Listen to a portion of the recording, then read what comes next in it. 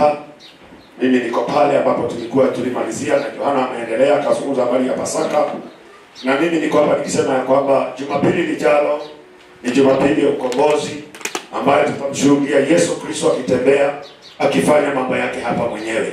Kwa hivyo jiandae, kama kuna shida uiweke mahali katika moyo wako, mwambie Mungu, hii Pasaka tukija kumalizia sisi, maana watu walifanya Pasaka, lakini Pasaka yetu tunaifanya tarehe 27. Yaani tutafanya kukula na kunywa mwili wa Kristo Yesu, ambapo tunakula na kunywa ni uponyaji wetu na ni ukombozi wetu. Kwa hivyo ujiandae, kama jinsi umesikia ujumbe umepita. Lakini pia wakati alikuwa akiongea, nilikuwa nikiangalia ni kina nani watabenefit. Ni kina nani watakuwa na kama shareholder ama watu walio na nafasi ya kupokea kitu. Najua huwezi kwenda bank ya Equity ama Kenya Commercial Bank withdraw kama wewe huna kitu huko.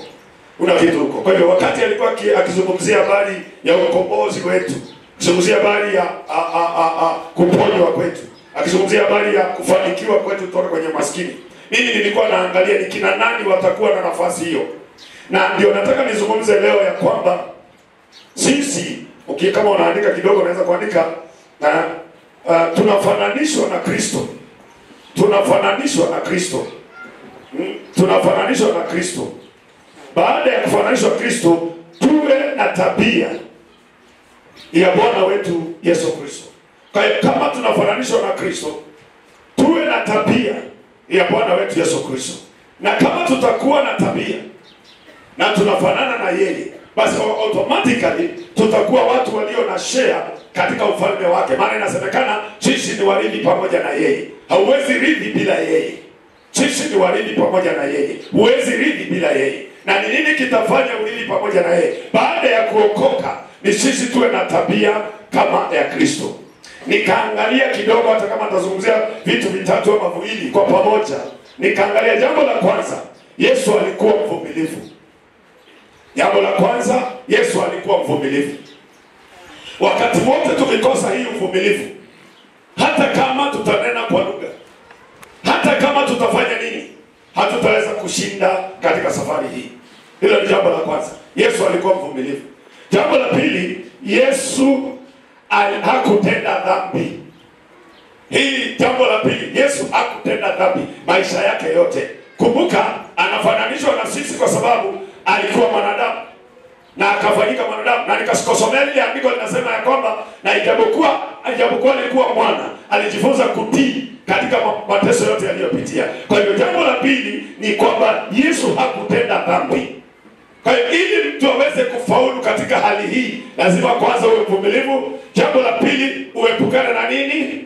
Na dhambi, ambaye ndio tulikuwa tunazungumzia Jumapili, tukasema ya kwamba alikufa ili achukue dhambi zetu, na hata leo imetajwa Yesu hakutenda dhambi. Sasa ninaangalia ni kina nani watabenefit kwa hii habari.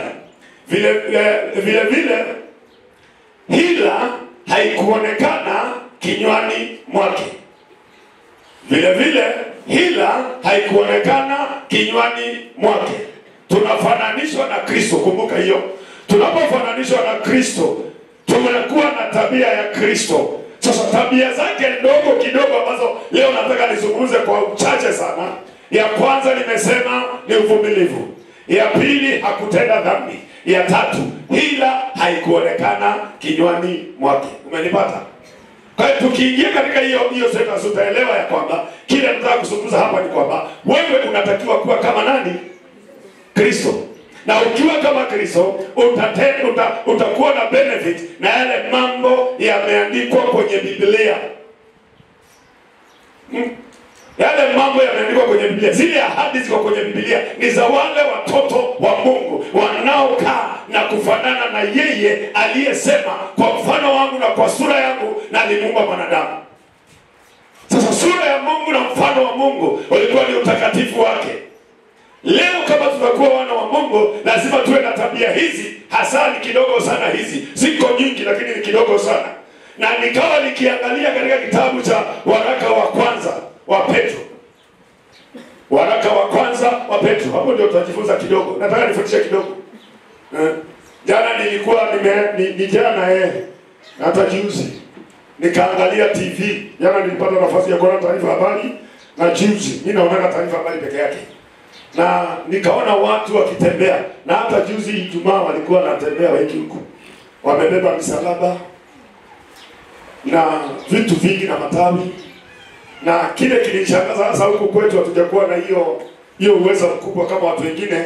Wale wa kule nje, makanisa makubwa kama Nairobi, wapi, wako na uwezo mpaka wa kuvalisha mtu nguo na iko na damu, na anamtengenezea nini, taji ya mimba, ambaye anavaa kitu kingine juu yake, alafu anavalishwa hiyo taji, kwa hivyo hatungwi. Alafu kunakuwa na maaskari na wanampiga na wanampiga na manguo. Wanampiga na manguo. Nikaangalia yote eti mateso ya Yesu inafanywa. Na yule mtu anafanya hiyo mateso, anaonyesha mateso ya Yesu. Huyo mtu ni mlevi kuliko watu wote. Huyo mtu ni mzinzi kuliko watu wote. Nikaangalia nikasema, hiyo si ndio kuonyesha kusudi la Yesu kwenda msalabani. Ndio nilikuwa nawafundisha juzi mateso ya Yesu, Friday Sunday iliyopita. Sasa wao wanaonyesha vile Yesu aliteswa, lakini wao hawajatekeleza kile Yesu anasema, kwa sababu kama wewe ni mtenda dhambi na unaonyesha vile Yesu alipigwa, na alipigwa kwa ajili ya dhambi zako, na hujaacha kutenda dhambi, then unafanya makosa. Mimi kaangalia nikasema, Mungu atusaidie tuwe rohoni, tuache kuonyesha vitu na hivyo vitu sisi hatujazitenda. Nigeria waliakti, ninafikiri ni Nigeria, hiyo niliona kwa internet, na wajamaa walikuwa na kiboko kabisa, kile kiboko wawili vile Yesu nilikwambia kwa anapigwa na viboko na askari wawili, na jamaa naye alikuwa hajatolewa nguo, alikuwa na kanzu nyeupe, na kuambia wale wanaume wawili waliamua kupiga ile jamaa kabisa. Ilibidi jamaa toroke, akatupa hiyo taji ya mimba akatoroka, maana watamuua. Yaani sijui ni pepo aliwaingia. Ikatoka kwenye maigizo. Ikakuwa ni kweli. Jamaa akakimbia, nikasema, "La, inakuwaje? Wewe mwenyewe umeona watu wengine wamediriki kuwekwa msalaba? Watu kabisa wanawekwa msalabani. Wanafungwa huku na huku, hawajakombolewa. Lakini anakaa hapo msalabani ati." Hizo zote naona ni nonsense. Ile kitu mzuri na ya kweli ni watu wajue ni kwa nini Yesu alikufa. Ni kwa sababu ya dhambi zetu, tuache dhambi. Sasa kuna mambo mengi yanatendeka sasa katika hii Pasaka, na ukienda kwa internet utajionea, ndio ujue ya kwamba Yesu kweli aliteswa. Lakini aliteswa kwa nini? Sasa leo sizungumzii hilo. Leo nataka kuona tunafananishwa na Kristo.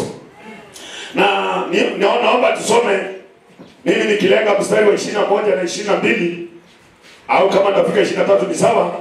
Tuanze mstari wa 10, lakini mimi nilikuwa nataka nianze mstari mdogo wa 21. Tuanze tu mstari wa 10. Chapter 2. Waraka wa kwanza wa Petro sura ya 2 mstari ya 18, sorry. 1 Peter 2:18. Nasema, "Enyi watumishi, watiini bwana zenu kwa hofu nyingi, sio wao walio wema na wenye upole tu, bali nao walio wakali. Maana huu ndio wema hasa, mtu akivumilia huzuni kwa kumkumbuka Mungu." Hebu soma vizuri hapo. Maana huu ndio wema hasa, mtu akivumilia huzuni kwa kumkumbuka Mungu, pale ateswapo isivyo haki. Kwa maana ni sifa gani kustahimili mtendapo dhambi na kupigwa makofi? Lakini kustahimili mtendapo mema na kupata mateso, huu ndio wema hasa mbele za Mungu. Unasikia hiyo kitu? Unasikia hiyo kitu? Sasa sikiliza mstari wa 21 ambaye ndio nilikuwa nataka. Kwa sababu ndio mlioitiwa, maana Kristo naye aliteswa kwa ajili yenu, akawaachia kielelezo, mfuate nyayo zake. Sasa kitabu inasemaje 21? Nundu mwetiwe undu usu nikwithi wa Kristo nake ni wathiniwe kuondu wenu aimutie ngelekano nekana mwati ya na isi yake. Hebu sikia Kiingereza. Hiyo mstari ile. To this you are called, because Christ suffered for you, leaving you an example that you should follow in his steps. Sasa mimi nilikuwa naangalia hapa ya kwamba Kwa sababu hayo, kwa sababu ndiyo mlioitiwa, maana yeye naye aliteswa kwa ajili yenu, akawaachia kielelezo, mfuate nyayo zake. Sasa nikawa nikiangalia jambo hili katika mambo mawili. Jambo la kwanza, Yesu ametuachia kielelezo cha uvumilivu. Uvumilivu kwa sababu walimdhihaki, wakampiga, wakamtemea mate, lakini yeye hakuongea. Walimtukana, walimuudhi barabarani. Hata ukikumbuka siku moja akihubiri kanisani, akakuta mama moja amepindana miaka 18 amepindana, akasema huyu naye ni mwana wa Adamu, na leo ni siku ya Sabato. Ninyi ng'ombe yako akianguka kwenye mtaro hutamtoa maana ni siku ya Sabato? Walikuwa wanasema asimponye, lakini angalia, Yesu akamwambia pokea uponyaji. Yule mama akanyooka, wakamshika wakampeleka kwenye kilima ili wamtupe afe, lakini yeye akapita katikati yao. Sasa nilikuwa naangalia yeye mwenye uweza wote na nguvu zote za kuweza hata kuangamiza wale wanaoongea vibaya juu yake, wale wanaotaka kumwangamiza, yeye hakufanya hivyo. Sasa mimi nikaangalia jambo la kwanza, Yesu akatuachia kielelezo cha kuwa wavumilivu. Na leo wale watu wanajiita wana wa Mungu, watu waliookoka, ndani ya mioyo yao hakuna neno la uvumilivu. Na ndio naona watu wengi hawaendi pamoja, ndoa nyingi haziendelei vizuri, watu wengi hawafanikiwi kimaisha kwa sababu hatuna uvumilivu. Mtu anaweza kukutesa leo, lakini kesho akawa msaada wako, na hapo itabidi uwe na uvumilivu. Sasa Yesu Kristo anasema nimewaachia ninyi kielelezo ili mfuate nyayo zangu, ili tufanane na yeye na tuwe watu watakaosikia na kupata kutoka kwake. Lazima tukae jinsi alivyokaa, maana amesema sisi ni wadogo zake, na kama tu wadogo zake si katika mwili, ni katika, tunaelewana hapa? Kama sisi ni wadogo za Kristo, tu wadogo wake kivipi? Si katika mwili, ni katika roho. Na kwa hivyo mwili huu unashindana na ile roho isifanye mapenzi ya Mungu. Lazima ujue wewe sasa kukontrol mwili wako ili uwe na kitu kinaitwa kuvumilia every day. Maana ametuachia kielelezo. Number 2, Yesu hakutenda dhambi. Na ukiangalia hii mstari itakuonyesha vizuri ya kwamba kwa sababu hayo ndio mlioitiwa, niko 21 tu. Maana Kristo aliteswa kwa ajili yenu, akawaachia kielelezo, mfuate nyayo zake. Yeye hakutenda nini? Dhambi. Yeye hakutenda nini? Alituachia kielelezo cha namna gani? Kielelezo cha kutokufanya dhambi. Hebu nisomee kidogo kama hiyo kapengeki nusu hiyo nusu hiyo. Amutie yangelekanio nikanamwati ya na isi yake. 22 we ula utaika nai. We ula utaika nai. Kiingereza inasema he committed no sin. He committed no sin. Sasa huyo ndio kikaba inaita ngelekanio. Ngelekanio Kiswahili sio kufananishwa. Ni kielelezo na kufananishwa ni sawa na hiyo. Ni kama inaenda sawa. Kiingereza ni follow someone to follow steps, na some to follow steps. Follow steps. Tunaweza tukahitaji tukisema kwa kikamba ngelekanio Kiswahili kufananishwa inaweza kuja example. Inakuwa, nataka unielewe kitu nasema hapa. Angalia vizuri hili andiko. Akatuachia kielelezo. Kielelezo. Tufuate nyayo zake. Yeye hakutenda nini? Dhambi. Sasa kama yeye ndiye kielelezo chetu, mfano wetu, njia yetu, na sisi ni kaka zake, wadogo zake, ili tuweze kufaulu yale mambo yalikuwa yanazungumzwa hapa. Akachukua huzuni zetu, akachukua magonjwa yetu, akachukua maskini wetu. Haiwezekani tukawa warithi pamoja naye ikiwa hatufanani na yeye kwa tabia zetu. Haiwezekani tukapata urithi pamoja naye ikiwa sisi hatufanani naye hata katika tabia zetu. Maanake kama hujafanana naye kwa tabia, inamaanisha kile kinachotawala sio roho, kile kinatawala ni nini? Ni mwili. Na kama mwili unakutawala, basi wewe si wa Kristo. Kwa nikaangalia wakati tunamalizia Pasaka hii, tunatoka kwenye Pasaka, tuendelee na maisha. Hakuna jambo lingine linalohitajika katika maisha yetu. Ni lazima tujivike roho ya uvumilivu. Ujivike roho ya kutokutenda dhambi. Maanake yeye alikuwa mvumilivu. Yeye alikuwa hatendi dhambi, ili uwe mfano wake. Na ukiwa mfano wake utafaulu kimaisha. Sasa nikiangalia hili andiko, tunaweza tukalirudia na tukalirudia tena. Lakini yeye hakutenda dhambi. Yeye hakutenda dhambi.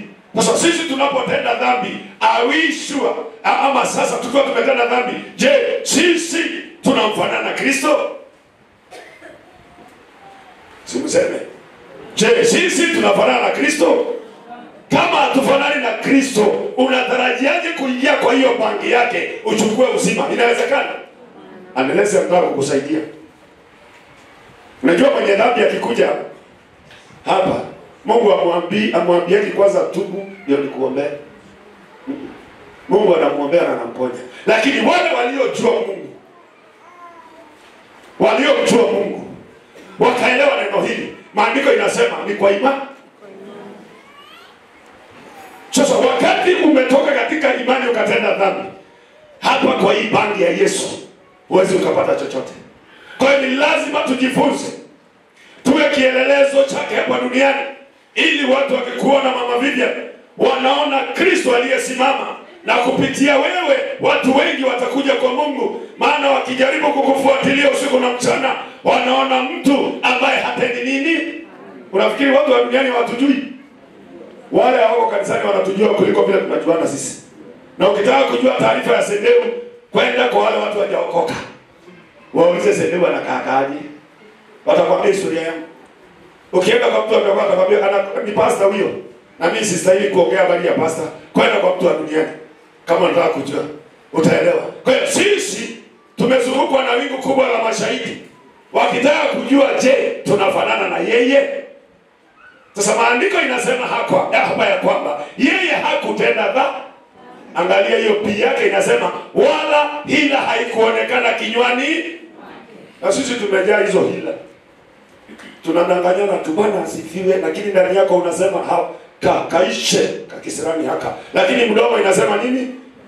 Bwana asifiwe. Ni lazima tuangalie kama tunafanana na Kristo. Na tusipoangalia mambo haya vizuri, tutakuwa watu wa dini. Watu ambao wanakaa kama dini. Watu ambao hawana chochote cha kuonyesha.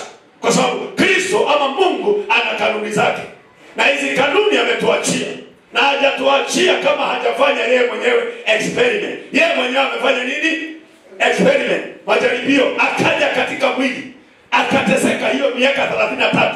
Akajua uchungu ulioko ndani ya mwili. Akajua tamaa za mwanadamu. Akajua kilio cha mwanadamu. Akajua hitaji la mwanadamu akiwa katika mwili. Sasa akisema inawezekana kuwa watakatifu, haongei na jiwe, anaongea na mwili aliyojua ni wa kwake. Tunaelewana hapa? Kwa hiyo hapa hutamwambia chochote, maana yeye amekuja kama example ya mwili. Huyu ndio Kristo, amevaa mwili.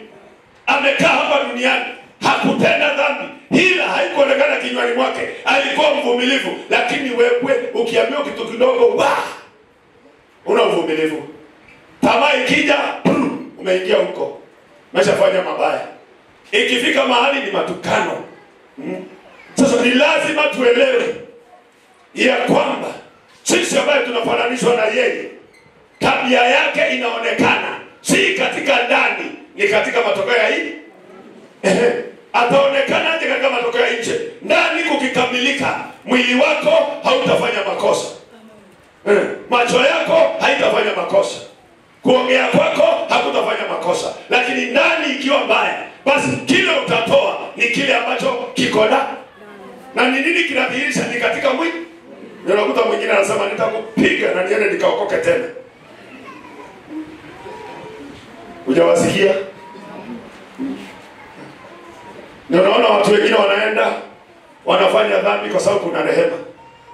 Haiko namna hiyo. Kuna kugafilika na kuna kutenda dhambi ya kusudi. Hizo ziko tofauti. Sasa mimi nataka leo nikuonyeshe ya kwamba wewe umefananishwa na Kristo. Na kile kinafanya tufanane na yeye ni matendo tunayotenda katika mwili sasa. Manake roho yako ikiwe kamatwa na Mungu, mwili wako utatenda kile Mungu anasema. Manake ndani ndio kuna tawala hii nje.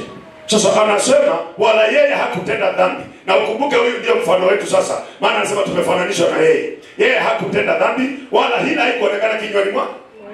Na 23 inasemaje? Yeye alipotukanwa hakurudisha matukano. Alipoteswa hakuogofya. Bali alijikabidhi kwake yeye ahukumuye kwa haki. Hebu tusome kikamba. We ula au mwanda ayumea athinwe ndakanda ende eyi ya mwene kwa ula usilelayo. Uingereza inasema hivyo. Inasema who, when he was reviled, did not revile in return. When he suffered, did not threaten, but committed himself to him who judges righteously. Sasa hapa ndipo kuna kibarua katika nyumba ya Mungu. Maana siku moja niliwafundisha hivi. Sisi wote tumeokoka. Na sisi wote tuna Mungu. Lakini hatuwezi kuwaza wazo moja kwa wakati mmoja. Na ikiwa kuna mahali panahitajika sasa uvumilivu ni hapa. Maana jinsi Kimeu anavyowaza sio vile nawaza mimi. Lakini nikiwa na huyu Kristo, hata kama yeye atazungumza maneno mabaya juu yangu, mimi kwa sababu na uvumilivu na kwa sababu namjua Mungu aliye ndani yangu, sitarudisha haya maneno. Nitamwachia Mungu anayehukumu kwa haki. Sasa sisi tumekuwa na hii shida. Hata watu wengine kama vile nilivyosema, mwingine ameacha kanisa eti kwa sababu kuna mtu aliyemsema. Badala ya kwenda kwa Mungu wake anaacha kanisa. Sasa ukiangalia wokovu huu unaukosa.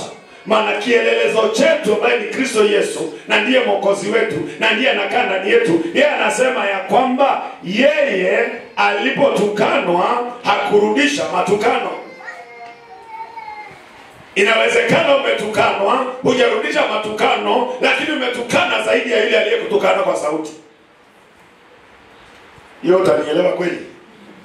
Inawezekana umetukana na mtu na sauti, lakini wewe hujaongea kwa sauti, lakini ndani ya moyo wako umemtukana zaidi ya sauti. Kwa sababu kule kunyamaza hakumaanishi ya kwamba wewe ni mshindi. Unaweza ukanyamaza, lakini kelele zile ziko ndani yako ni nyingi kuliko yule anayepiga kelele. Ni nyingi kuliko yule anapiga kelele. Sasa mimi nazungumzia hapa ya kwamba ili tuweze kufanana naye, lazima hii karakta ya Yesu Kristo iwe kwetu sisi. Na kama umenyamaza na moyo wako ufanye nini? Unyamaze pia. Usiwe unanyamaza na mdomo, lakini moyo unalaani kitu ambacho hakisikiki, ukifikiri umejificha, bado huna sehemu katika ufalme gani? Unanipata? Lakini unakaa na mtu anakuudhi na unajifanya kana kwamba hujaudhika, lakini moyoni mwako umekusha kuudhika. Lakini umejifanya. Hiyo ndio inaitwa hila. Hila haikuonekana moyoni wake. Sasa wewe na mimi lazima tuangalie, tuombe tupate hii tabia ya huyu ambaye yeye alipotukanwa hakurudisha matukano. Alipoteswa alipofanya nini? Alipoteswa hakuogofya. Inamaanisha nini? Sasa Yohana ni mkubwa wa kanisa, alafu watu wamekuja wamemfanyia mabaya, Anawaambia hamjui ile mamlaka mimi niko naye? Nitaita moto kama Elia niwakule ninyi. Maana akasikisia kwa mamlaka. Hizi si mambo ile basa vile amepiga jamaa kofi. Tena apige kofi peke yake, kofi ngumi na mgongo na tukana na kumuita kumpafu mafi wewe. Ni basta.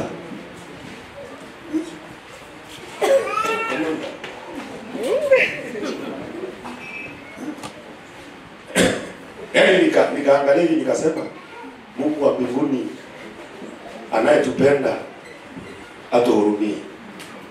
Mzee alikuwa anakaa kama hapa na akasinzia. Jamaa akateremka pole pole. Piga kofi ya kwanza, piga ya pili, na majina kumpafu wewe. Akapiga ngumi ya mgongo, kwenda ukakae nyuma huko. Sasa nikaangalia. Nikajiuliza, lakini amejitetea. Maana anasema hata Yesu aliwapiga na kikoto. Lakini tabia ya nani hii? Tabia si ya Kristo. Hakuna mahali tuko na hiyo. Mimi napiga mtu kofi lakini si kofi ya vita. Ni kofi ya roho, ile upendo. Na siwezi kukutukana. Au kwa takataka. Na watu wamejaa kanisa. Sasa hii ni kuonyesha kwamba tunajua kuna karakta. Ndio nilikuwa natoa mfano. Sasa mimi ni Sendeu. Mimi ndio kuhani wa hii kanisa. Halafu sasa umefanya makosa na kwambia utaniona. Utazungusha mwaka. Nitakunda kutengeneza. Kuna mama alikuja hapa, alikuwa analia tu kila saa. Ananiambia nimeambiwa nitaombewa, sijui mpaka nifanye nini. Nikamwambia huyo amekwambia na kuombea, huyo sio mchungaji. Mimi nataka nikwambie hata hiyo maombi yake haiwezi fika mbinguni kama hujafanya makosa. Na hata kama umefanya makosa tunamsamaha kwa Mungu. Sasa watu wana tabia mbaya ambazo si za Kristo. Na ndio unaona hapa anasema alipoteswa hakuogofya. Alipoteswa hakuogofya. Wewe wakati utafanywa mabaya huko, wakati watu watakufanyia nini, huna sauti ya kuogofya mtu, unanyenyekea, unamwachia yule aweze kukuokoa shida zako. Lakini hivyo ndivyo tulivyo, hatuna tabia ya Kristo sisi. Tunahitaji kuwa na hii tabia ya Kristo. Ndio anasema hivi, hiyo mstari bado hatujamaliza, anasema bali alijikabidhi kwake yeye ahukumuyo kwa haki. Sasa nikikuonea wewe, mimi nikikuonea wewe ukirespond kwa maneno mabaya kwangu, tayari na wewe umeanguka. Umekuwa kama mimi. Sasa Yesu yeye hakufanya hivyo. Yesu akitukana ananyamaza. Na akinyamaza hanyamazi akiwa na kelele za ndani. Ananyamaza huko ndani akijua huyu mtu hajui kile anafanya. Naona katika kitabu cha Efeso, nafikiri ni sura ya 4 mstari wa 30 na ni 31, Paulo anawaandikia wa Efeso, anawaambia hivi,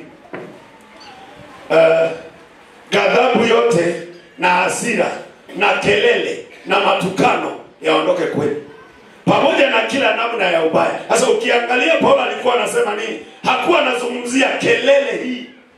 Ni kelele ya ndani. Munduzu ambikie, lakini husemi kwa mdomo, unasema kwa ndani. Na unamloga kwa ndani, lakini mkikutana wanasifiwe. Sasa hii ni kukuonyesha hatuna tabia ya Kristo. Na ndio hapa tujifunze ya kwamba yeye aliyetuita katika ufalme wake, akatuokoa, akatupatia nafasi ya kuwa pamoja na yeye. Anasema nimewaachia kielelezo, mfuate nyayo zangu. Sio miguu mahali amekanyaga tukanyage. Maana watu wanatafsiri mbalimbali. Sio miguu ati amekanyaga na ukanyaga, hapana. Tabia yake ndiye ametuachia. Tabia yake ndiye ametuachia. Na kama kanisa tutakuwa na tabia hii, huyu amuke na shida zake, huyu amuke na shida zake, maana zote tuko na control ya tabia nzuri, hakuna vita itatokea katikati yetu. Hakuna mtu atakimbia. Hakuna mtu ataona hakuna Mungu. Lakini yule mtu hana tabia hizi, akiteswa kidogo anarudisha matukano. Akisikia tu amesemwa kidogo anarudisha maneno. Hiyo ni kukosa kuelewa. Ningekuwa leo mimi nafuataka kile watu walisema, Ni kuna watu nisingewaona kwa hii kanisa. Kama ningelikuwa simjui Mungu, ningesema hii kanisa ni ya sendeu. Lakini watu wamenitukana, bado ninawatoa pepo. Wamenitukana, bado natoa fedha zangu na wasaidia. Wamenisema vibaya, bado nawafanyia kile ambacho kinahitajika. Wameongea sio stahili, bado nafanya hivyo. Najaribu kuiga, nione kama at least nitabega kidogo tabia za Bwana wangu. Haleluya. Maana sisi hatuna hiyo tabia, ametuletea, maana yetu ilipotea. Lakini pia katika roho inawezekana. Unanipata lakini? Kwa hiyo maisha yako wewe, ili uweze kufaulu kupokea haya mambo yaliyokuwa na neno hapa. Ikiwa tuko siku hii ya Pasaka na tunaendelea, na kila siku ni Pasaka kwetu, tunaweza sema hivyo. Hii ni kukumbuka tu siku. Ili uweze kuwa mwenye kufaidika katika ufalme huu, lazima ujaribu kutafuta hizi karakta zikae ndani yako. Tukikosa hii, ndio mimi siwekagi mikutano siku za sikukuu. Siku za sikukuu siwekagi mikutano kwa sababu mtu anataka kwenda kula chapati, alafu umemwambia tuko na ibada hapa. Anakuja maana ni pastor amesema. Akiwa hapa anafikiria vile chapati zinakuliwa. Aende sikukuu, sisi tutakuja tutahubiri na tulihubiri tukamaliza na tutaendelea. Lakini ikisemekana ni sikukuu, acha watu waende wakakule masikukuu zao. Maana watakuwa hapa lakini anafikiria vile atakuta zimekuliwa zimeisha. Sasa utakuwa unaongea na mtu ako nje. Ndio unaona na achaka hivyo. Ili kukidhi mahitaji yako. Lakini kabla sijakuachilia, ninakuonyesha hii sikukuu ni gani. Juzi nilikwambia sikukuu hii ni kuacha dhambi. Sasa kama utabeba msalaba na wewe ni mwenye dhambi, unaendelea msalaba kubwa namna hii, kuna kitu unafanya. Kwa hiyo tuangalie, tuwe na karakta hii ya Yesu wetu. Maana anataka tukae kama yeye, tusimame kama yeye. Na mwandishi anatupatia ushauri katika kitabu cha Waibrania sura ya 12. Waibrania sura ya 12 kuna ushauri kidogo uko pale ambaye na mimi nataka tuangalie. Watu wengi waishi pamoja lakini kwa sababu hawavumiliani. Niliwaambia wakati nilimuoa huyu, maana hajaikaa na mwanaume na hata baba yake sijui kama alimkuta. Kwa hivyo hajaisikia wanaume vile wanaongeaka. Sasa nilipomuoa, nikimwambia kitu kila siku anaona namwambia ni kama kwa nguvu, anaanza kulia. Na mimi sijasema kwa ubaya, ni vile sauti yangu ni mzito. Wewe mama, mbona umefanya namna hii? Anaanza kulia. Anaanza kulia. Nikimwambia kitu anaanza kulia. Saa nyingine ananiambia unafanya kwani sasa nitakuwa nikiongea namna gani? Tulienda kwa sababu siwezi badilika. Na ninaumbwa hivyo.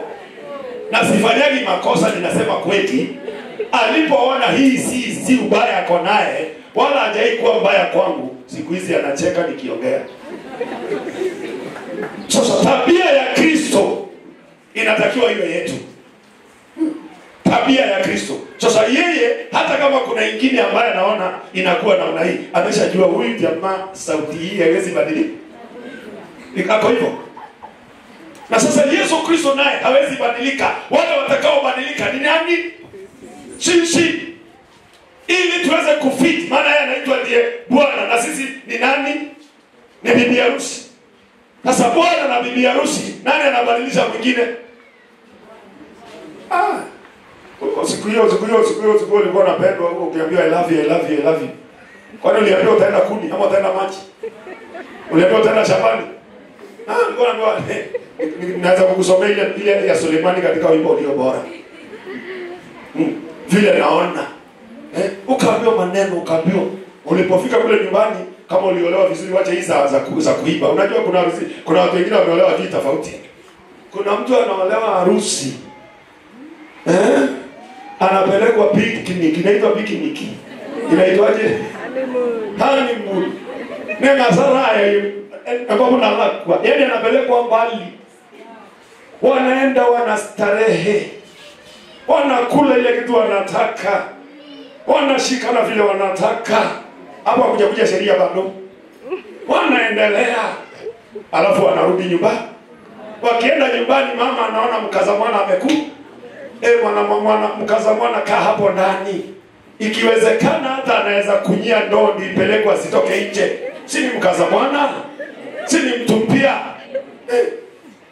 Chakula analetewa, kila kitu anafanyiwa. Zikifika siku zile wanakuaga sasa machua sasa zimemalizika, anaambiwa hebu kujo panga ndio hii, kama ya kuni ndio gani, na hii ndio mtungi ya nini, na hii ndio jembe.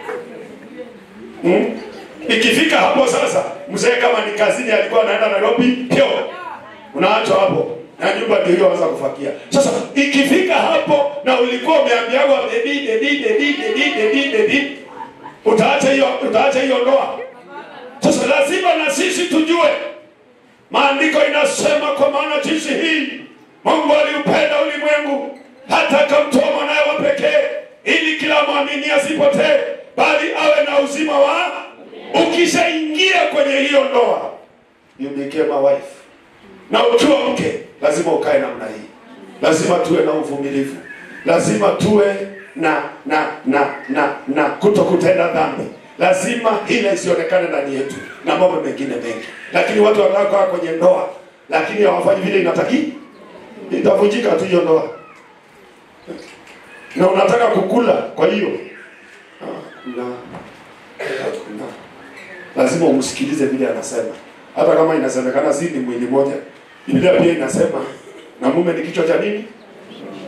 Ya nyumba. Kama ni kichwa cha nyumba unatakiwa kumsikiliza, maana hakuna siku mimi shingo itakuja hapa. Lakini wanawake wengine nani tarupeta. Ni kama wanakaa kwa peti. Mimi naonea huruma wale wazee hawana neema kama mimi. Niko na neema. Mimi niko na neema si ya kuchapa. Nikikaa na mtu lazima angalia anyoke namna hii. Haleluya. Maandiko inasema ya kwamba nyumba haijengwi kwa nguvu bali kwa hekima na maarifa. Sasa hizi ni vitu tunahitaji kuwa nazo. Na hizi zote zipatikani nje ya Kristo, zinapatikana ndani ya nani? Ya Kristo. Tunaelewana hapa? Kwa hivyo nani mwandishi wa kitabu cha Waebrania ambaye anatatanisha watu duniani ni nani? Lakini mara nyingi wanasema ni kama ni Paulo. Alikuwa na ushauri kidogo, sura ya 12 mstari wa 2. Alikuwa anataka kutuelekeza vile tutafanya. Haleluya. Maana sisi ni mfano wa Kristo. Yaani wakati utajua umeolewa na ujue uko na mume, hiyo mdomo yako itanyamaza. Sisemi mkanyamaze, nasema utanyamaza. Maana ile maneno unaongea mkiwa nyumbani au ongeaje hapa, siku ile utajua. Na wanaume ni wabaya. Leo nimeona msichana mmoja amesema, ngoja tusemage hata vitu zingine maana zina maana sana. Akasema mwanamume akiwa na 45 years ni kama kijana wa miaka 18. Na mwanamke akiwa na 45 years masekete. Ni kitu haku. Nikaangalia mtoto vile anasema. Nikasema ni kweli. Tulete mwanamume wa 45 years hapa na tuite mwanamke wa 45 years hapa. Na tuseme nani anataka kuolewa na huyu mwanaume? Utaona wasichana wakikuja kwa huyu mwanaume. Nani anataka huyu msichana huyu mwanamke wa 45 years? Watu wote wanaangalia ka. Kwa hiyo ina maana mwanaume ni goal. Mwangalie sana ni goal. Na ndio tunazaliwa wachache, tutaomba maombi mengine wazaliwa wengi. Nimehesabu wale wasichana wamezaliwa kwa hii kanisa. Brother. Yaani kama tukisema kweli, wale wanaume wasichana wamezaliwa kwa hii kanisa mwaka jana na mwaka huu. Vijana ni wangapi?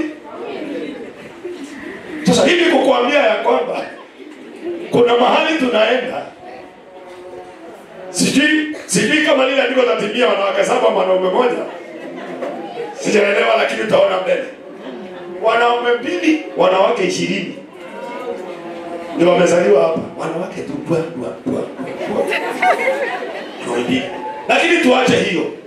Sisi tunazungumza habari ya mwanaume anaitwa Kristo, ambaye ikifika sasa sisi tuko hapa wote, wanaume na wanawake. Sisi zote ni sura hii. Sasa tuasimu sasa hapa hakuna mwanamke, hakuna mwanaume. Tumeolewa wote na nani? Na Kristo. Na sisi sote katika ulimwengu wa roho, sisi ni wake zake. Na tukigeuka tunasema yeye ni kaka yetu.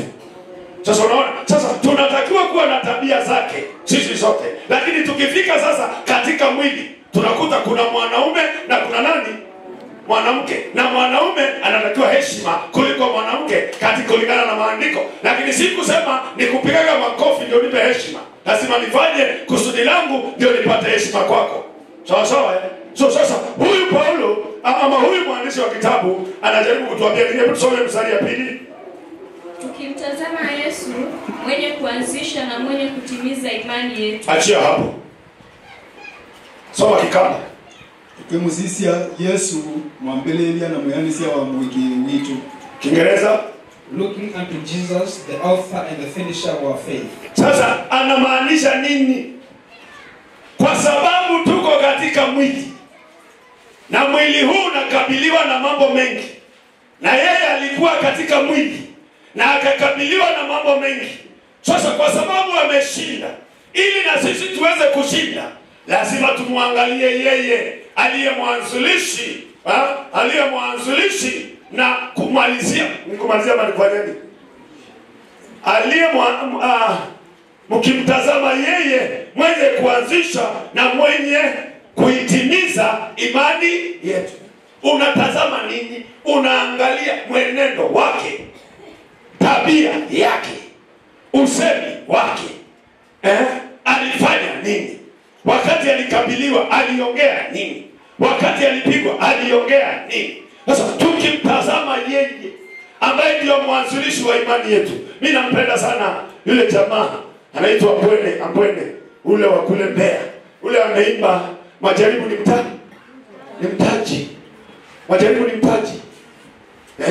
Sasa ninampenda sana maana anaimbaga anafika mahali. Maana wokovu huu si wakati wa kuimba siku zote tu. Kuna wakati wa mateso. Na wakati wa mateso, ili tusije tukaona kama tumeachwa, tunamwangalia mwanzilishi wetu alianzia imani yetu wapi? Msalabani. Akipigwa. Na mateso ikija, kama unajua unamwangalia Yesu jinsi alivyotenda, respondi yake kwa yale aliyomkuta, basi wewe ukiingia katika hilo unashinda na unakuwa mshindi. Bwana Yesu asifiwe. Kwa hiyo anatuambia tumtazame yeye aliye mwanzilishi. Yeye alikuwaje? Akitukana haonge? Akisema aseme? Akinyang'anywa na waachili? Maana anatuambia mtu akikunyang'anya hii mpatie na yapi? Sasa hizo ndio tabia za Kristo. Mtu akikukopa na hataki kukulipa na mwacha. Ni neno la Mungu. Biblia inasema anayekopa na asilipe hana haki. Lakini Mungu anasema akichukua na hataki kulipa mwachie. Mpaka watu wengine wanaenda polisi. Sababu ile kidogo tu. Sababu hatuna tabia. Hebu muangalie yeye aliye mwanzilishi na mwenye kukamilisha imani yetu. Endelea. Ambaye kwa ajili ya furaha iliyowekwa mbele yake aliustahimili msalaba na kuidharau aibu.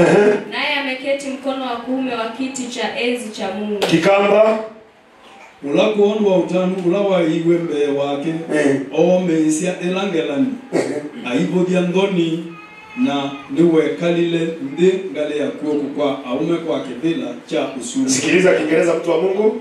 Who for the joy that was set before him endured the cross, despising the shame, and has sat down at the right hand of the throne of God. Yeye hakuwa anaangalia msalaba kama aibu. Alikuwa anaangalia msalaba kama nguvu za kufikia kwenye ushindi. Hakuona kupigwa kama aibu. Alikuwa na malengo makubwa, ni kwa ajili ya maisha yetu. Sasa amesema nimewaachia ninyi kielelezo ili muweze kufika mahali nilipo. Lazima tukatae mambo yanayoweza kutufanya tukatae kupita njia ya Mungu. Akaidharau aibu, maana yake akaona aibike kwa sababu ya kitu kiko pale. Sasa mtu akija akikwambia Mama Faith, wewe ni mjinga sana, unasema ainuliwe Bwana mama. Yaani huangalii kile anasema, kwa sababu kuna lengo kubwa umetazama kule mbele. Uzima wa milele. Sasa sisi tukitokewa na jaribu likija, hatumwangalii mwanzilishi wetu alifanya nini? Jaribu lilipokuja hakulikabili yeye, alimwachia yeye aweze kumwokoa. Alipotukanwa hakutukana yeye. Alipodharauliwa hakudharau mtu. Ndio nasikia mwandishi anasema yeye huyo ambaye kwa ajili ya furaha iliyowekwa mbele zake alistahimili msalaba na kudharau aibu, naye sasa ameketi mkono wa kuume wa kiti cha Mungu. Kama alirudisha matukano, kama aliogopa msalaba, kama alifanya nini, hangefika hapo. Na sisi tukimwangalia yeye, ukitukanwa unabariki. Tukimwangalia yeye, wakikuibia haupigi kelele. Tukimwangalia yeye, wakikusema vibaya, ukikuta mtu anakuloga hapo mlangoni namna hii, ukamkuta akikuloga, wewe cheka tu, alafu mwambie endelea, na maneno yaishia hapo, maana hulogeki. Lakini angalia vile watu tumekaa, hatujamwangalia mwanzilishi wa imani yetu na mwenye kumaliza imani yetu. Yeye alifanyaje ili akafaulu? Alikuwa mvumilivu, hakutenda dhambi, hila haikuonekana kinywani mwake. Haleluya. Ile where you go, mahali popote utakaa, mahali popote utasimama, ukimwangalia yeye aliyekuita. Majaribu yatakuja, mateso yatakuja, kutukana kutakuja, kudharauliwa kutakuja, lakini angalia aliyetuanzishia imani. Je, alikuwa anacheka? Alidharauliwa akawa hana makao maalum. Leo sisi tunataka tukae na walevi na tuongee na wao, tukae nao vizuri, maana tayari umeshakuwa mlevi. Tunataka wakituona wasiseme tusifanye compromise watu wa Mungu. Lazima tukatae mambo haya yote. Haleluya. Tumtazame nani? Yesu. Na unajua kama una kasumba ama shida inayokuendesha, mtazame Yesu, mwambie mimi jambo hili limenishinda kabisa, niondolee tu. Hiyo ndio kazi yake. Hiyo ndio kazi yake. Mimi nakumbuka sasa hivi nikihubiri hapa, nimekumbuka mimi, najua nilikuwa na pepo, na hiyo pepo sikuwa najua ilitoka wapi. Na hiyo pepo ilikuwa ni kila mwanamke akiniona ananipenda tu. Kila mwanamke akiniona ananipenda tu. Na mimi nikipendwa na mimi napendeka tu. Nilikuwa nanunuliwa mpaka mashuka, manguo, viatu, ninahongwa. Hii kuhonga ijaanza leo, mtu wa Mungu. Ilianza zamani. Maana mtu amenitafuta mpaka ananiletea kazawadi. Kazawadi ananiambia nimekuletea kazawadi. Anambia sasa umefikiriaje ndio uniletea zawadi? Si nimeona uongeaji na mimi tu. Kwa hivyo tuanze kuongea. Ulikuwa unatakaje? Si mimi nimekupenda. Kwani mtu akipendwa anakataa kupendwa? Niongezee na nyingine. Nikakuwa mtu wa namna ile. Nikakuwa mtu wa namna ile. Nikapendeka. Na mimi nikapenda. Tukaendelea. Nikakutana na Jesus huyu. Nataka unisikilize. Maana kuna vitu hatusemaji wakati wote. Wakati ninaokoka, ninapendwa na kila mtu, na niko na pesa, nilikuwa mwekundu kuliko Honesti. Unajua Honesti ameanza kuchakaa. Nilikuwa nimenyoroka kama nyoka ametolewa nini, ngozi. Sikujua kama niko kwenye kifo. Sasa nikaenda nikaokoka. Hivi ninaongea na wewe, naongea habari ya 1993. Sawa, niliokoka 1993 mwezi wa 8 siku ya Jumatano tarehe 11 saa 11. Wewe ukumbuka ni yako, maana hujaweka maanani uliokoka kwa nini. Kwa hiyo nilipookoka nikaenda nyumbani na nikalala, sikukula chakula. Siku hiyo mama ya Filomena aliniambia, maana nilikuwa Dar es Salaam. Aliniambia, nilikuita ukule chakula jana hujaamka. Kumbe unaweza lala usingizi ya miaka 30 ama 40 kwa siku moja. Unafanya namna hii. Amka. Au kumbe nimeenda siko. Asubuhi ananiambia hujakula jana. Na beba sisikii njaa. Nataka niende mkutano. Kulikuwa na mkutano unaendelea. Na yeye alikuwa na biashara zake. Kwa hivyo angeenda mkutano na mimi. Mimi nikamwambia huku kuna kuoga na Biblia. Nikaanza kukumbuka kuna kuoga na Biblia. Ananiambia iko Biblia. Nikamwambia nipe. Akanipa. Hata sijui nilibeba hivyo hivyo ama niliweka kwa Marlboro, sijui Marlboro zilikuwa ziko. Sijui nilibeba na nini. Lakini nikatoka. Nilikuwa tunakaa Mazese. Katoka kwa estate. Nikatoka kwa barabara kubwa. Ndio niende mahali napakia gari. Na nikitembea hivi, akatokea mwanamke huko mbele. Na unajua sasa mimi shida yangu ni wanawake. Na wanawake shida yao ni mimi. Sasa akatokea mwanamke huko amevaa see-me-through. Ile nguo transparency. Alafu sijui kama alikuwa ametoka kuzimu kabisa, maana zile maziwa zilikuwa zimekaa zinachoma kale kanguo namna hii. Ndio sendeu achanganyikiwe sana. Wewe cheka tu wewe. Nakwambia ukiokoka ukae kama aliyekuokoa. Nikaangalia, nikamwangalia hivi. Nikaona kila kitu, nikageuka hivi. Nikaenda kando ya barabara. Sasa si magari inapita hivi. Nilikuwa mwisho, nikaenda kando ya barabara nikasimama hivi. Nikaangalia pande ile nyingine. Nikamwambia Jehova, wewe ndio uliniokoa jana. Leo ndio siku ya kwanza ya wokovu wangu. Na sijaiona siku nyingine ni hii ya wokovu. Naomba hii macho hii inaonaga wanawake na wanawake wanaiona. Kuanzia leo ibadilishwe ikuwe macho nyingine. Na nilipogeuka yule mwanamke hayupo. Na kuanzia siku hiyo watu wa Mungu mpaka leo Mungu akaniondolea.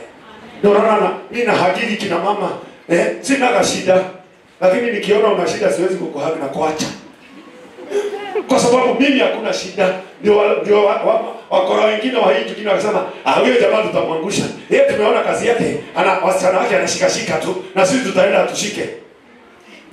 Walikuja wakajaribu wakatoka. Walipokwenda wakasema huyu jamaa mwacheni, ako na Mungu, hayuko peke yake. Kwa nini?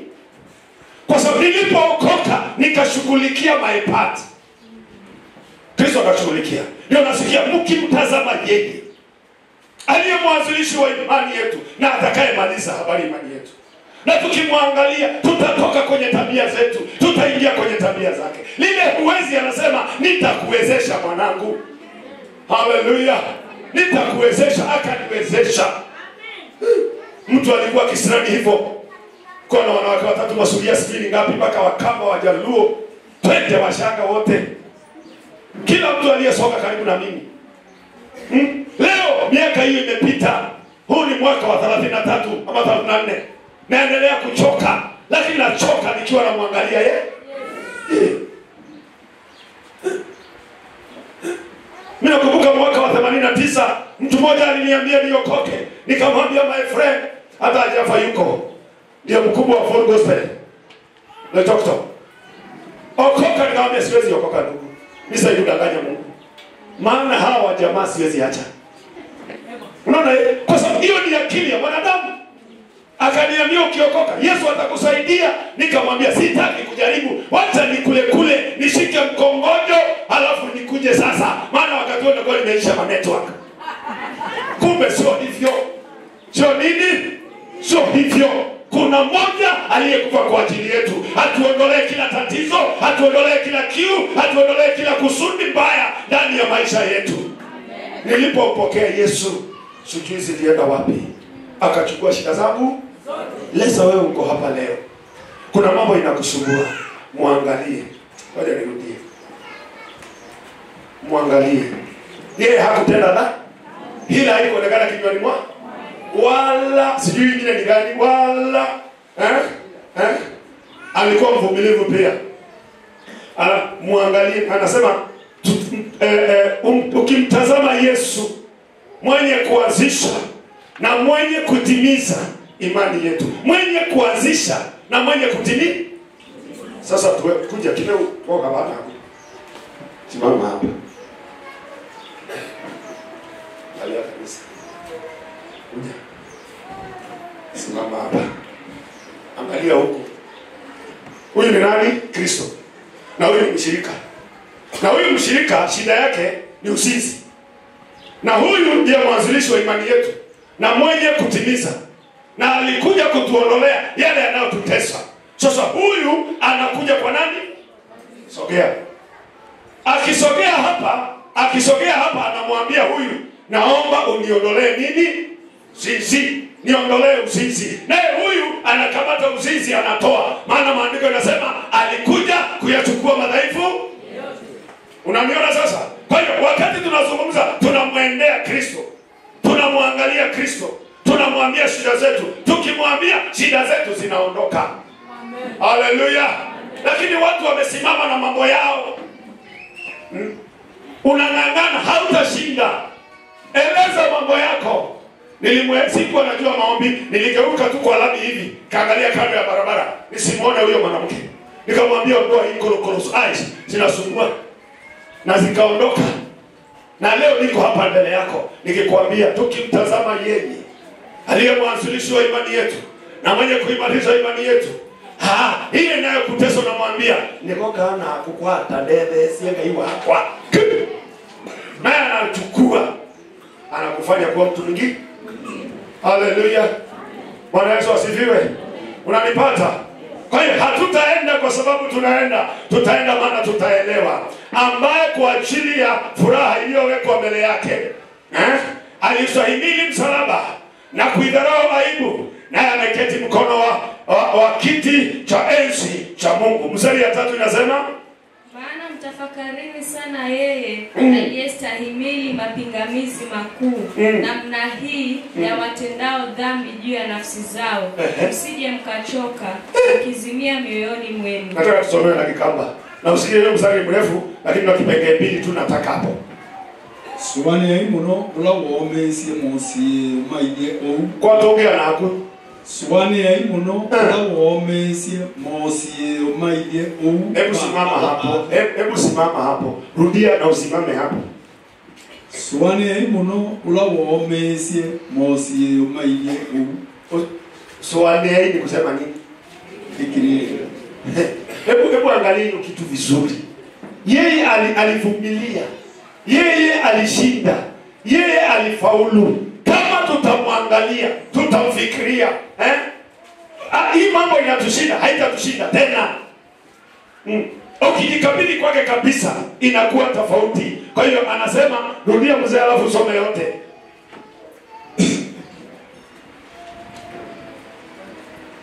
Tatu. Aya, soma Kiingereza kidogo akitengeneza kopi. Ferekeni maji wewe. For consider him who endured such hostility from sinners. Nakwambia vile mnasoma kidogo. Sisi hawa hatujafika huko. For consider him who endured such hostility from sinners against himself, lest you become weary and discouraged in your souls. Mimi nilikuwa naangalia neno hili. Maana mtafakarini sana yeye aliyestahimili mapingamizi makuu kama hii ya watendao dhambi juu ya nafsi zao. Hao watu watendao dhambi juu ya nafsi zao, ambao walikuwa Yesu anawaangalia, akastahimili akaenda msalabani kwa ajili yao. Leo si bado wapo? Si wapo? Na sisi tuko katikati ya ili tuweze kushinda dhambi hizi wanazozifanya, lazima tumwangalie yeye aliye mwanzilishi wa imani. Shida ni kwamba tumeangalia watu. Ukiangalia watu utapotea. Lakini ukimwangalia yeye na kumtafakari yeye, ushindi utaupata. Na ushindi utakuwa wako, ambaye dhambi juu ya nafsi zao. Msije mkachoka, mkazimia mioyo. Kwa sababu kuna kuchoka kama utaenda mwenyewe. Na ukienda na watu wengine utachoka. Lakini ukienda na Yesu hautafanya nini? Hautachoka. Bwana Yesu asifiwe.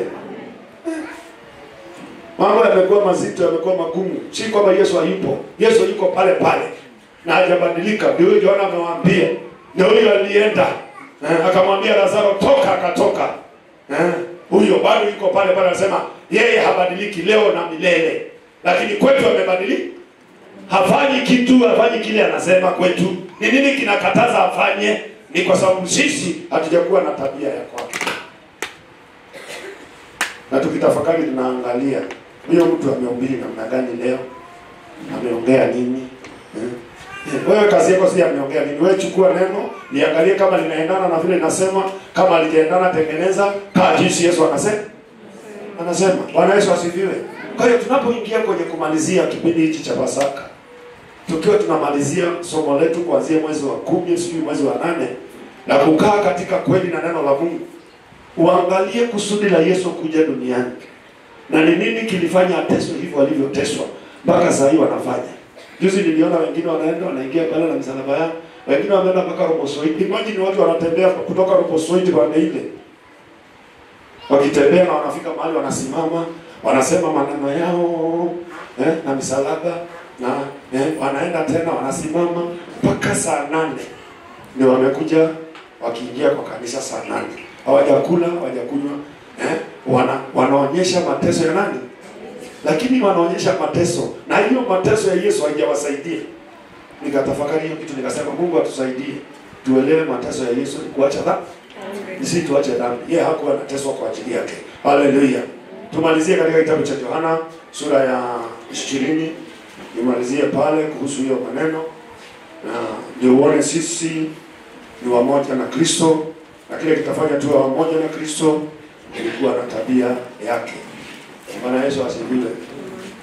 Na wacha kuona kama mambo imeisha, haijaisha. Wacha kuona kama siku zako zimekwisha, hazijakwisha.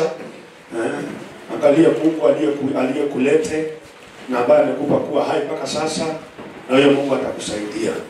Bwana Yesu asifiwe.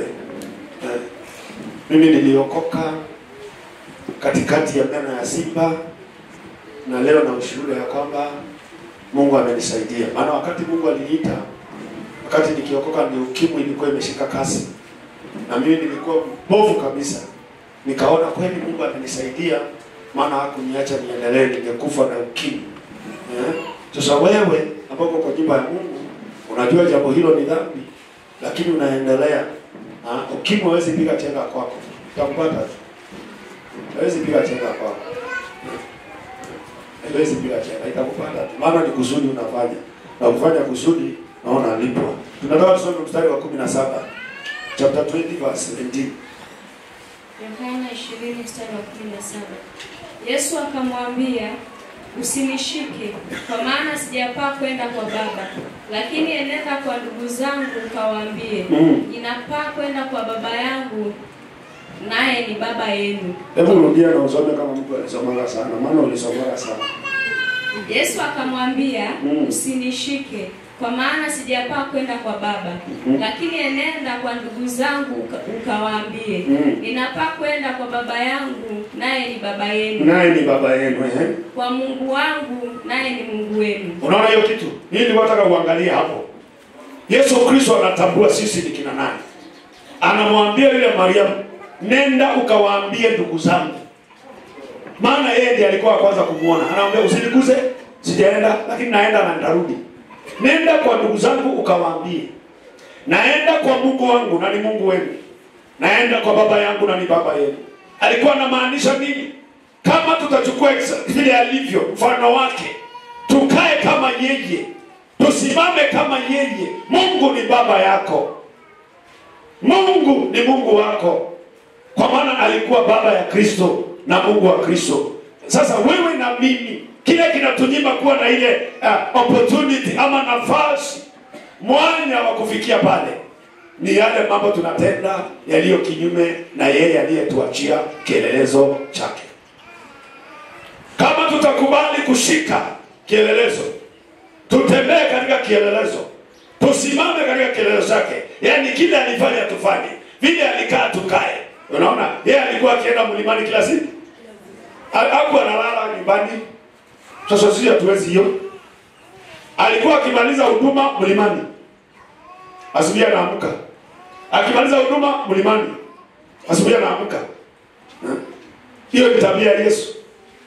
Sasa leo hii mlima yetu tunakuja hapa Jumanne kidogo, Jumatano kidogo, Alhamisi kidogo ndio mlima. Tukiweka maombi mrefu ni ya siku 2. Leo nienda siku ngapi? 40. Leo ni wiki. Sasa kuna zile vitu aliyatuambia tufuate. Hakusema ombeni vile niliomba, kaeni vile nilikaa huko, lakini anasema tabia zake kielelezo tufuate, tuwe na uvumilivu. Watu wasiotenda dhambi, hila isionekane ndani yako. Hizo ni qualifications za kupatia nafasi ya kuingia kwake na kuchukua kile anataka na kutoa. Kama kama hatuna, tutaendelea kusema huyu Mungu hakuji. Na anasema hivi, nenda ukawaambie ndugu zangu. Kawaambie ndugu zangu, nimepaa kwenda kwa baba yangu, naye ni baba yenu. Kwa Mungu wangu, naye ni Mungu wenu. Sasa kama ni Mungu wetu, my friend, kwa nini tunateseka? Na ndio hiyo kitu Yohana kwa sema, kwa nini tunaingia kwenye shida? Kwa nini mambo yanakuwa magumu? Nimesema kuugua tutaugua, lakini hatuugui magonjwa ya kukaa ndani yetu. Tunaweza tukakosa fedha kwa muda, lakini si tukae maskini. Mambo yanaweza kuharibika kwa muda, lakini si yakae hivyo. Maana kipindi chako cha kujaribiwa kikiisha, mambo yatakuwa mazuri. Kwa hiyo tumwangalie yeye aliye mwanzilishi na mmalizaji wa imani. Yeye alifurahia siku zote, alicheka siku zote, alikimbia siku zote kwa furaha, ama ilikuwa namna gani? Aliteswa, akanyanyaswa, akasema na mimi nawaachieni kielele, mtateswa, mtatukanwa, mtafanywa, lakini niangalieni mimi, na mkiniangalia hamtachoka, mtamaliza safari. Si watu wameshachoka? Maana mtu akitukana na mtu mwingine anasema hata si hiyo kanisa. Ni kama kanisa ni yangu. Nikikutukana mama Abiyu kataye kuja kanisani, kwani mimi ndio Jesus? Sasa hii ndio shida tuko naye. Tukipata ufahamu huo, hata ukitukana na nani, hata ukiongeleshwa na nani, hata mtu akiongea vibaya, wewe haikusumbui, maana unamjua ni nani, unamwangalia. Na mtu akija akufanyia mabaya umwache, akufanyia tena umwache, huyo mtu atakuja kwako awe rafiki wa kweli. Na kweli. Lakini tunalipisha kisasi. Tukilipisha na sisi tunakuwa watoto wa shetani. Kwa hiyo Mungu anaema atupe neema nyingine ili tuweze kuwa kielelezo pia kwa wale ambao hatuoni. Kuna neno liko katika sijui ni Mathayo ama ni wapi David, yeye anasema na ninyi ni barua, na ingine inasema na ninyi ni chumvi ya ulimwengu. Unaona sasa hiyo neno inasema ninyi ni barua ya kusomwa na wengine. Alafu anasema na ninyi ni taa. Akasema uhakishi ukaiweka chini ya ufungu, bali unaiweka kwenye kiwango ionekane ili wapatie watu wengine nuru. Sasa anasema wewe ni nuru na wewe ni barua. Sasa wewe barua ya Mungu. Sasa wewe ambaye umembeba huyo Mungu, ndio unasoma vile Mungu yuko. Wewe ndio unaonyesha Mungu ako kama wewe. Sasa barua yako inasomwaje? Je, wewe ni chumvi kweli ama ni chumvi ile ya kuharibu? Maana tunataka kuwa chumvi ya kutengeneza, maana chumvi inatengenezaga chakula. Sasa maisha yako yanatakiwa kuwa nuru. Yaani hata mtu alikuangalia popote hiyo wanashtuka. Kwa sababu umekaa vizuri. Wakijaribu kukuchimba uchimbiki, wakijaribu kukukanyaga ukanyagiki. Kwa sababu kuna mtu anakutunza. Juzi tukiombea watu hapa pepo moja ilisema, "Si umwambie huyu anakaaga nyuma yako aondoke. Uone vile tutakufanya." Nikamwambia hiyo pepo, "Sasa ataondokaje na anakaa ndani yangu na mimi ndani yake?" Ili kukuonyesha kwamba tukikaa jinsi maandiko ilivyo, hata kama ni kwa sehemu, Mungu atatusaidia. Na mambo hayatakuwa magumu, yatakuwa mazuri. Hallelujah. Umenielewa? Kwa hiyo unasomwaje ukitembea? Barua yako inasomekaje? Do you look like Jesus? Kuna mtu anaadmire your life. Akikuona anasema mimi ningependa maisha kama ya huyu mtu. Iko. Juzi nilipata nafasi tu, nikaleta gari pale Yoshua. Na nikakuta watu wameenda labda siku ilikuwa Friday. Na nikapeleka Lerai mahali hapo hivi, siku anataka kuosha hapo. Lakini nikapeleka tu hapo maana ilikuwa chafu sana. Na nikaingia Lerai kunyolewa. Na nyolewa kwa na huyu, lakini sasa nilijua jana ni Jumamosi, hata tunaona kwa sababu ya mazishi. Kaenda kunyolewa. Niliponyolewa nikawa na muda wa kutembea jukini hivi na kusalimiana watu. Na nikakuta watu mahali wamekaa. Kaambia kunywa soda. Na mimi nikakalia. Akaniambia sikalie hiyo sanduku, wewe kalie hii kiti. Wewe ni mtu wa maana. Nikamwambia bana, wewe kalia, wewe ni wa maana. Nikakalia sanduku ya nyanya. Sasa wakaniuliza swali. Mzee, tunakujua sana. Miaka yako tunajua. Lakini tunataka utuambie, hichi kitu kinakufanya ukue kijana kila siku. Hebu angalia vile nimezeeka, lakini watu wengine wanasema mimi ni kijana. Mimi nashindwa hiyo kijana inaonekana iko wapi? Utuambie siri. Nikamwambia sikilizeni. Mimi mnakula matango mwitu kila siku. Na hii matango mwitu ndio inaomaliza. Lakini mimi nakulaga Jesus every morning. Ndio naona na mimi nikakubali niko kijana. Ndio naona niko Akasema wacha sasa. Wacha hiyo maneno utatuambia siku nyingine. Nikamwambia sikilizeni niwaambie. Dhambi ndio inamaliza nyinyi. Unajua ilibidi wasimame wanishike. Niache kuongea. Lakini nikajua siri moja. Kumbe tukiwa na neema na neema ya Mungu, utukufu wa Mungu ukituvaa, hizi mikunjo niko nazo hazionekani. Nikisimama nasimama polepole, alafu natembea kama ujinga, unajua? Alafu naambiwa ni bado mimi kijana, nikasema huyu Jesus alisaidia. Maana watu wamekwisha. Lakini bado wananiambia mimi ni kijana. Sasa wao unaniona mimi kijana? Sasa hii kijana inatoka wapi? Si Jesus. Sasa hawaoni mzee, wanaona kijana. Lakini mimi ni babu yao. Na wewe umezeeka kuliko uzee wako. Kwa nini hujakaa vizuri na huyu Jesus? Akufanya nini? Tumwambie Mungu leo atusaidie. Tumwambie Mungu akupe neema nyingine. Maana kweli hakuna kile Mungu hawezi kuondolea mtu. Hakuna shida Mungu hawezi kuondolea. Any problem in life atakuondolea. Unajua mimi sikuwa na ujumbe nyingi za baraka. Mimi mara nyingi na upili habari mbaya tu. Dhambi watu waende mbinguni. Sikuwa na hizo ujumbe. Lakini nikianza kuhubiri ujumbe za baraka, mimi najua kile Mungu amenifanyia. Mimi nilikuwa mtu bure, useless. Mwili yangu ilikuwa na magonjwa ile inaitwa permanent diseases. Lakini wakati niliokoka nikamjua huyu Mungu, mimi sikunywa dawa hata moja. Mpaka sasa niko hivi. Leo msiona anaitwa Silvia alipokuja huku, akaniangalia vile ninaishi. Akaniuliza, baba, yaani hakuna medication yoyote unatumia katika maisha yako? Nikamwambia medication yangu ni Jesus. Na hakuna dawa description ya dawa niko naye. Akaniangalia, ananishangaa. Kwa sababu kuna Mungu anaweza kukusaidia, lakini lazima na wewe ukubali kukaa. Fanya maamuzi ya kutosha. Wacha kufanya maamuzi na Mungu mmoja ndani nyingine nje. Fanya maamuzi ya kutosha. Na watu wamefanya maamuzi ya kutosha, utaanza kuona mabadiliko kwako yakitokea. Haleluya. Leo mnanibariki kila siku, mnanibariki watu wa Mungu. Ninafurahia vile mnanifanyia. Lakini ningependa sisi wote tuwe na maisha mazuri. Na siku ya mwisho tuingie katika ule ufalme, tumuimbie Mungu. Hata kama tutaenda mmoja, tunakwenda tunakutana sisi zote. Siku moja hata kama tutakuwa na sura moja, hakuna mwanaume wala mwanamke, nasema na huyu mtu alikuwa Wanjukini. Huyu alikuwa Wanjukini. Na nasema na huyu alikuwa pastor wangu. Kwa sababu tumetenda mapenzi ya nani? Kwa hiyo jiangalie. Ujiulize swali. Je, mimi nafanana na Kristo? Kama ufanani, ni nini inakufanya usifanane naye? Umwambie Mungu, nimekuja. Si unajua hii ndio kamwiba kanisumbua, nitolee. Na Mungu atakutolea. Haleluya. Bwana Yesu asifiwe. Kuta jamaa mmoja anasemekana ni mlevi. Semekana juzi niliitwa Taveta. Alhamisi nilikuwa Taveta kufanya ibada. Nikakuta kijana mmoja mdogo tu, hata hajafikisha miaka 30. Wazazi wake anasema huyu jamaa amelewa kabisa. Akaniambia mimi nikilewa na lala barabarani na kwa mtaro. Nikamwambia wewe hujakunywa kitu wewe. Mimi nilikuwa nakunywa chupa 75 kwa siku hii. Na mtaona unakunywa ngapi? Hata kunywa zifiki. Nikamwambia sasa kama mimi nilikuwa nakunywa 75. Mikono ikakaa hivi.